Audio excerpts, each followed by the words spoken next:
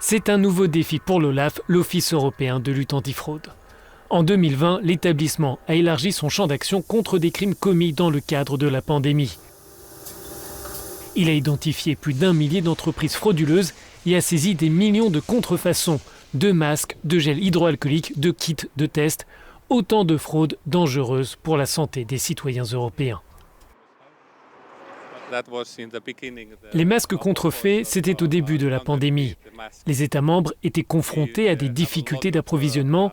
Ils avaient besoin immédiatement de masques en très grande quantité, des quantités qui n'étaient pas disponibles. Ce qu'ils ont reçu, ce sont des contrefaçons, pas des vrais masques, mais des masques de très mauvaise qualité. L'OLAF a conclu plus de 200 enquêtes et recommande le recouvrement de 293 millions d'euros d'argent public.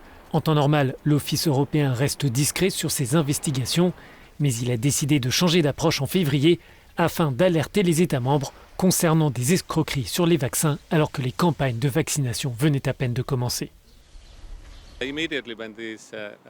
Lorsque la vaccination a débuté, les fraudeurs se sont immédiatement jetés sur cette opportunité en offrant de faux vaccins aux autorités nationales. Cela représente au total plus d'1 milliard de doses, soit un montant de 16 milliards d'euros.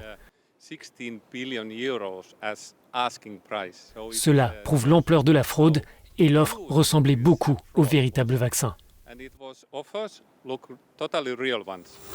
L'OLAF devra se concentrer à partir de cette année sur un autre domaine avec les premiers décaissements du plan de relance de l'Union. L'agence souhaite davantage de coordination entre les États membres et le nouveau parquet européen afin de lutter contre les criminels qui veulent détourner l'argent public.